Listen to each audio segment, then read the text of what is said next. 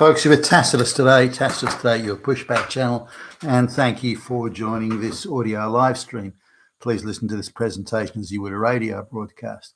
In this essay, I'd like to talk about the ongoing debate about American H1B skilled worker visas, and just give a few of my thoughts on that. I've looked at a few numbers of the amount of PhDs that are being earned worldwide, in different countries in the United States, Australia, or wherever. So we'll have a little look at that and just see where the PhDs are coming from, which education systems and which countries are pumping out the PhDs, how many of those are STEM, and how many of those are held to what we could reasonably, ascertain is a high standard of rigor and merit. Now, third world countries pop out a shitload of PhDs, but they're under very different circumstances and conditions. The rich elites in these countries own the PhD production, the PhD output. Now, in India, for example, the education is overwhelmingly controlled at the tertiary education, and particularly when you get to master's and PhD level, is overwhelmingly controlled by the social strata at the apex of Indian society, and they're called the Brahmins. And they're, in Indian society terms, they're seen as the demigods. The keepers of the knowledge is their sect or their caste, caste, caste. And they prestige and perceived prestige and vainglorious, social positioning is really all that matters to those people.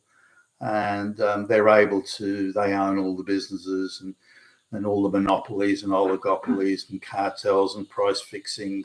That's all controlled by the Brahmins. So they profit hugely from this arrangement. And while you walk over dead bodies in the street from the lowest caste, the Brahmins live lives of relative luxury. Now, they can afford to have servants everywhere you look, and these people are sometimes barely paid at all, or given 10 cents a day in American money terms. And the benefit is they're allowed to sleep on the floor and eat the food of the rich people. And if you're living in the bottom caste, then even have access to nutritious food that won't kill you is something worth going out of your way to get to. So anyway, the education system is owned by the Brahmins, and again, a PhD isn't a matter of look at my son worked really hard, busted his ass, he hit the books, and he's come away with his PhD. Look how clever he is. No. That's not how it works in these horribly corrupt, class-based, tribal type societies.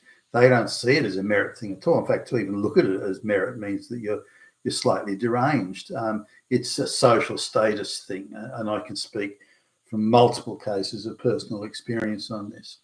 So it's a matter of social prestige that their son or daughter has to go to university and must have a PhD. Now, the son or daughter could be a party goer. They could be as dumb as dirt. They could be as lazy as fuck. But they have to come out with a PhD at the end. And such is the influence of the Brahmin families, whether they pay bribes or whether they threaten the lecturer with, hey, you'll never work in this town again if you don't give my son a PhD, that sort of stuff. Brahmins have huge influence. So in corrupt societies like that, the PhDs coming out of India and those sort of societies, Africa, most of Africa, in fact, pretty much all of Africa, these corrupt societies, it's the rich, it's a prestige thing. Their children have to have a PhD, and that's it. Now, years ago, it was you just had to have a degree, and then you had to have a master's, and they had a PhD. So India pumps out something in the order of 30 to 35,000 PhDs a year, and has been doing so for 5 years or so now, longer, I think. So now, not all of these PhDs are in STEM, incidentally. There's a lot of them that are in things like Hindu or Buddhist theology or Indian mysticism. There's a lot of that sort of stuff. But there are among them some STEM. No, I don't doubt amongst those 35,000 PhDs that come out each year, there must be some bright kids among them. Must be some. Just mathematically, it's impossible that every one of them is a dunce. But given, again, that bribery and corruption are the way degrees are issued in India, not through academic or scholastic excellence, then you have to, there has to be a huge cloud of uncertainty hanging over every PhD that comes out of India or any of those sort of places. Now, in merit-based, to give you an idea, education as merit-based education, it was, as it was conceived, certainly when I was a kid at school, it was conceived as a way of, determining the brightest people, and the brightest people are going to do the most things for society. They're going to invent, the modern version of the steam train, or they're going to invent a cure for cancer, or they're going to, get a rocket that goes to the moon, this sort of stuff. So the best and brightest people, the most capable, are going to deliver the most value to the society they live in, the society that educated them. Now, just because somebody came from poor or less fortunate circumstances didn't mean they shouldn't also have access to a rigorous merit-based education. And for this, scholarships were introduced. And I'm a big supporter. I'm hugely in favour of scholarships. Just because someone's a working class kid doesn't mean they should not have access to these institutions, the Ivy League type quality education, assuming merit and rigour are the primary driving factors. So there's also a way of social and class mobility, that a working class kid could still become head of the Atomic Research Commission through merit alone.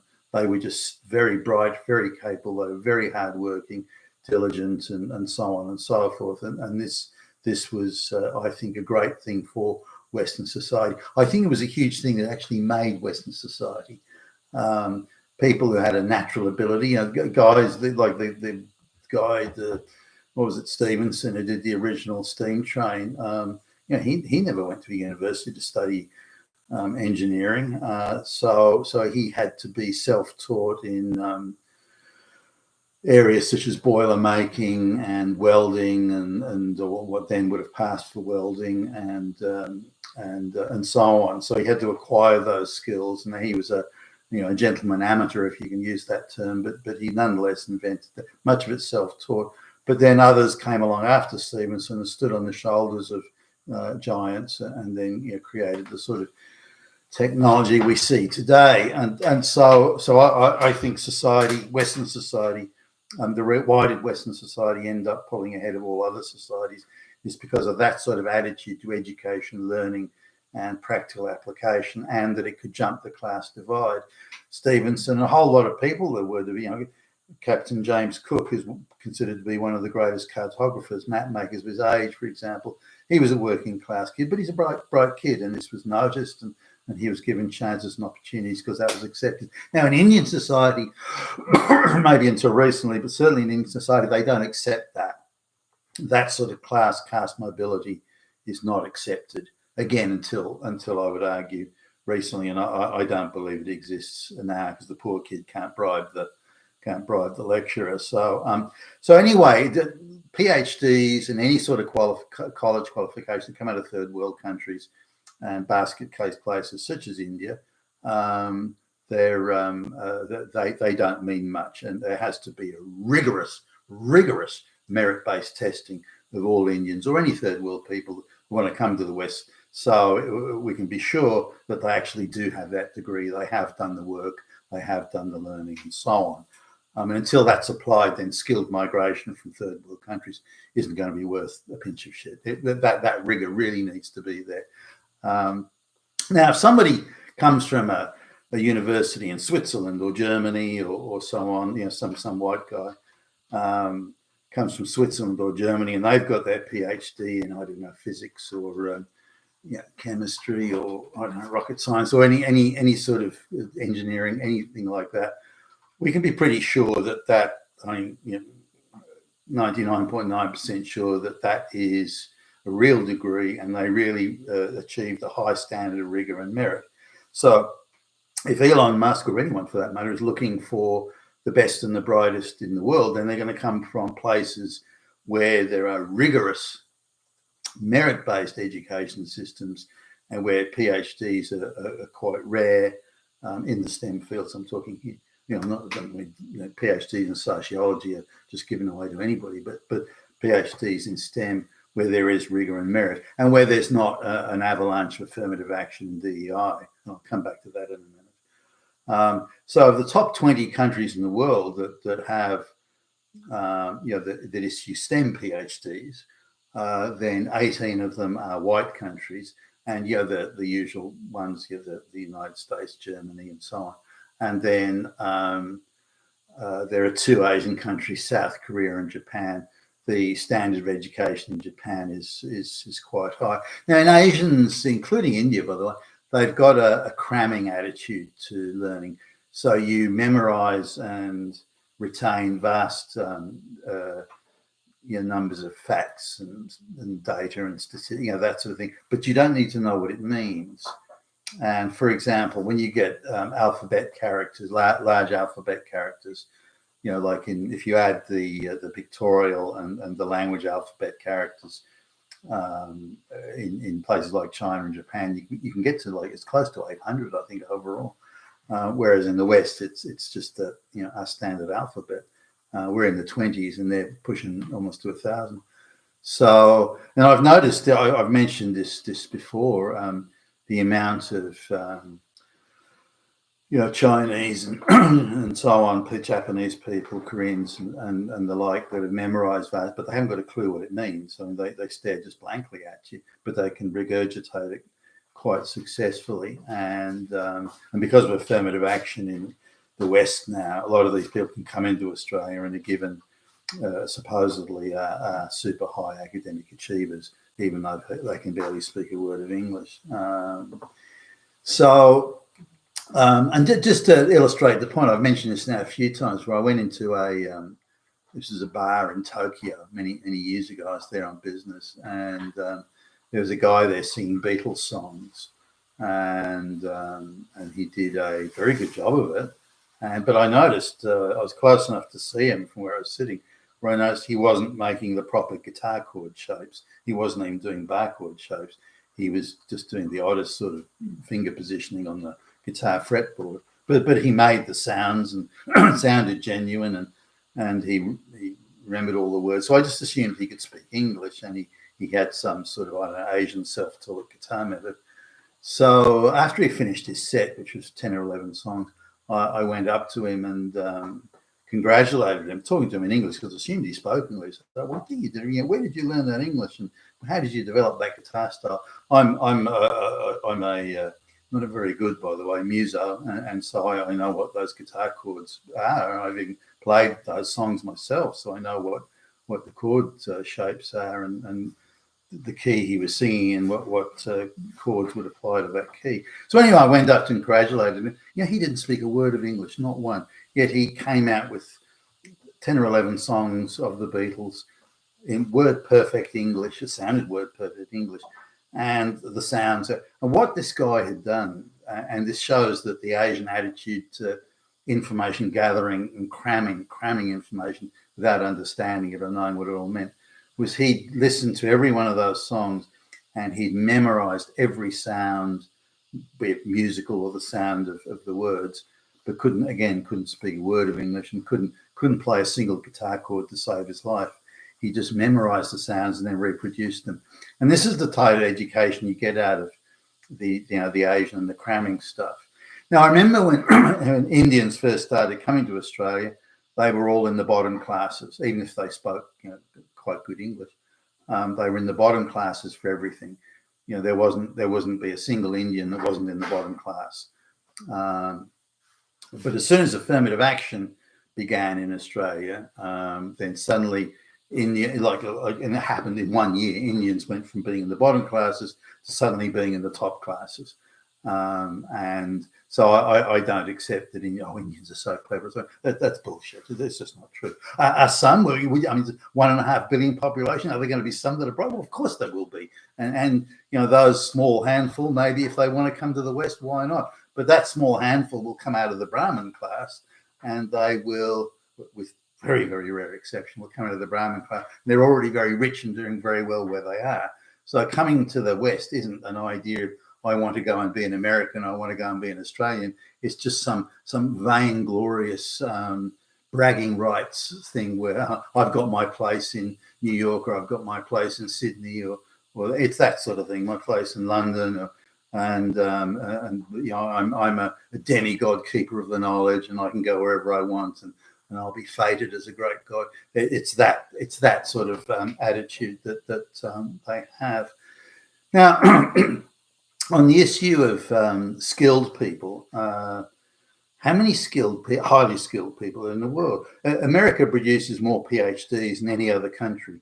Now, to be sure, the Western countries have got a problem now where 60% of the PhDs are being allocated in the soft subjects such as gender studies and sociology, you know, lesbian dance theory, you know, that sort of stuff, African American musical studies, and you know, that's where the 60% of the PhDs are issued now. But of the STEM PhDs, if you look at the amount of STEM PhDs, the United States still has more STEM PhD students than others. Now, this too has been infiltrated by affirmative action, and I see this right at the front line, where I've you know, been on interviewing committees and have interviewed directly applicants for you know, engineers. It's like civil engineers who have completed their university studies and are now just looking for their first job, or maybe they've got, you know, a year or two experience, but they're still very early on in the. Now, I can say without exception that every straight white male I've interviewed has been competent, has been a you know, good solid student.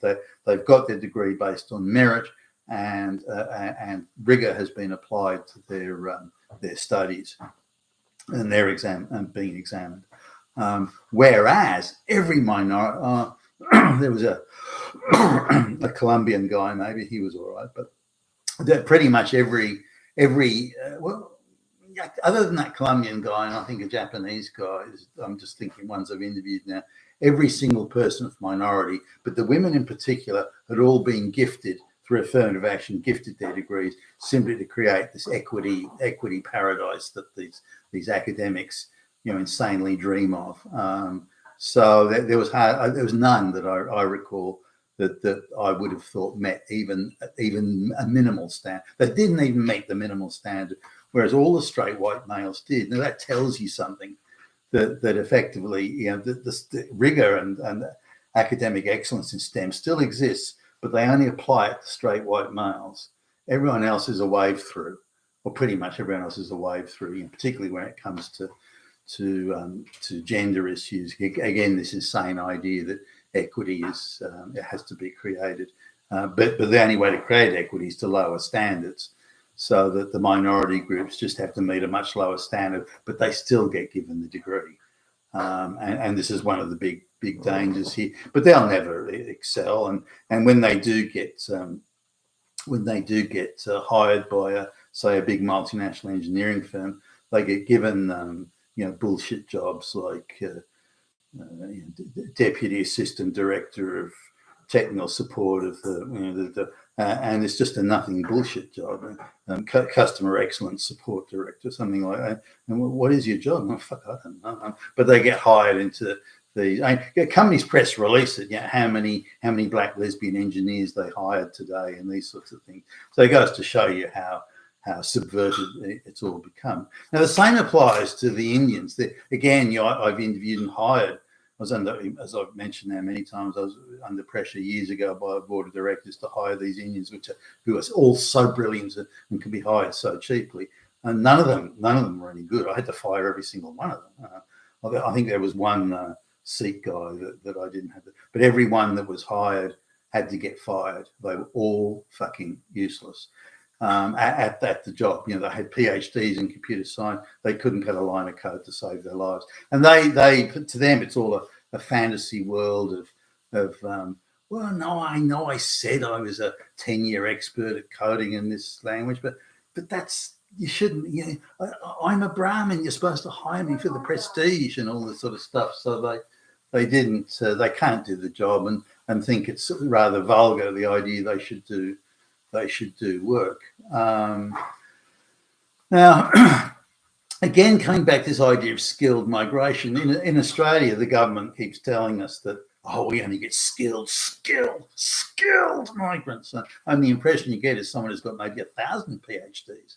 And by the way, just going back to India for a moment, just to illustrate how much PhDs are perceived as a prestige issue, not an indication of talent or ability or intellectual capacity or anything like that. There are plenty of Indians running around with like 10 and 20 PhDs,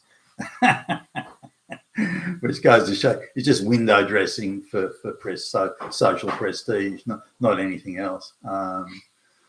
So Australia had this thing about skilled migration, and we were assured, as the citizens were assured, that only people who speak really good English, and the English language is going to be really rigorous, and blah, blah, blah, blah.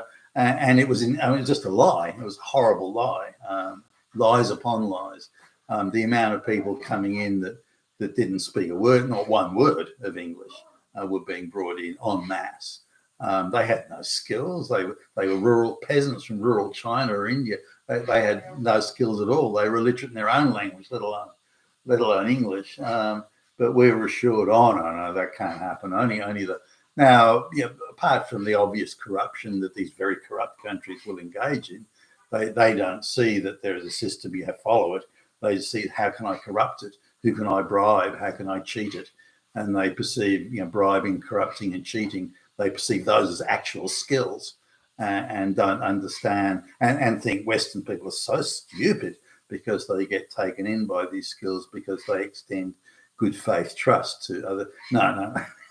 These people do not think that way.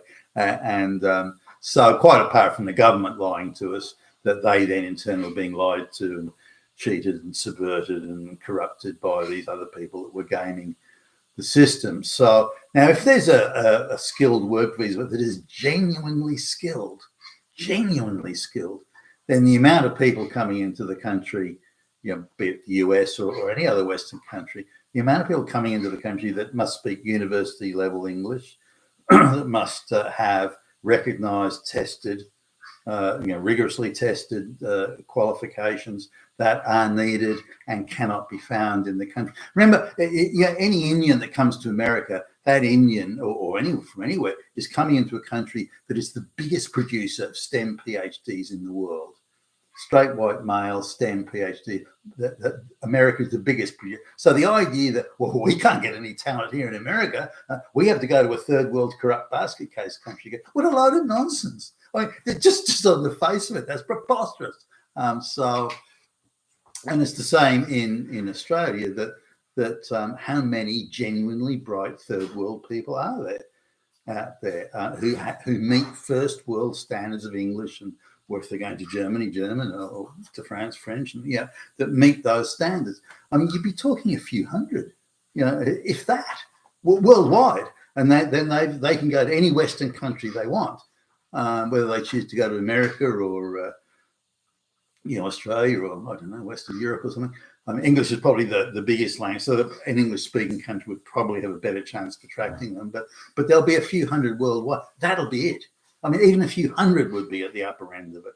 So the number of truly skilled, English-speaking, rigorously academically qualified type people that have skills that aren't available in the Western, the advanced technology societies of the West.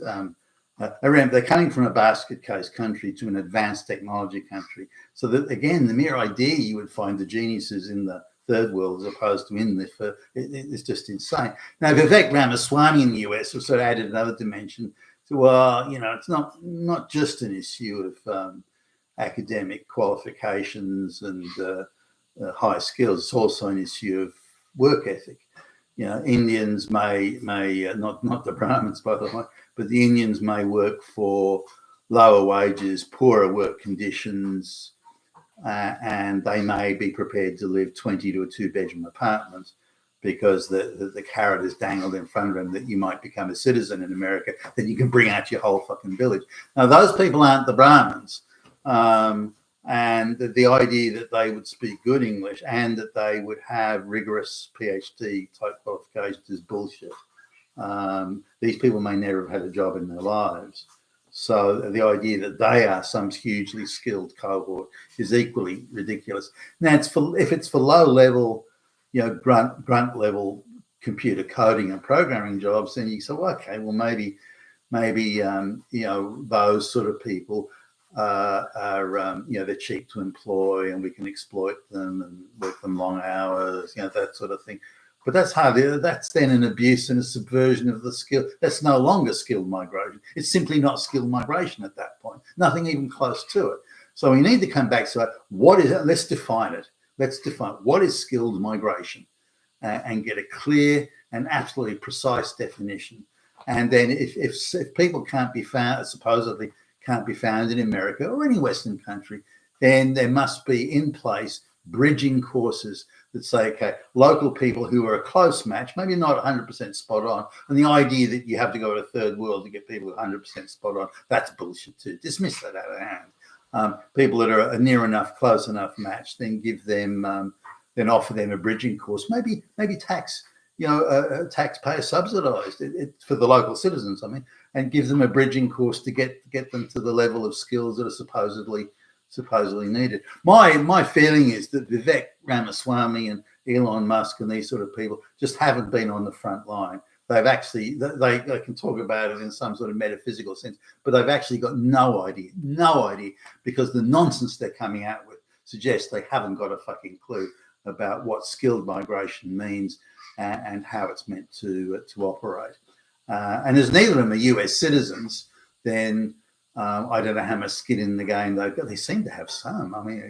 Vivek Ramaswamy sounds quite pro-American, but then to hear him say that the country that produces the most STEM PhDs in the world somehow doesn't have the skills or the attitude or the work ethic, that's ridiculous. Who's advising him, for goodness sakes?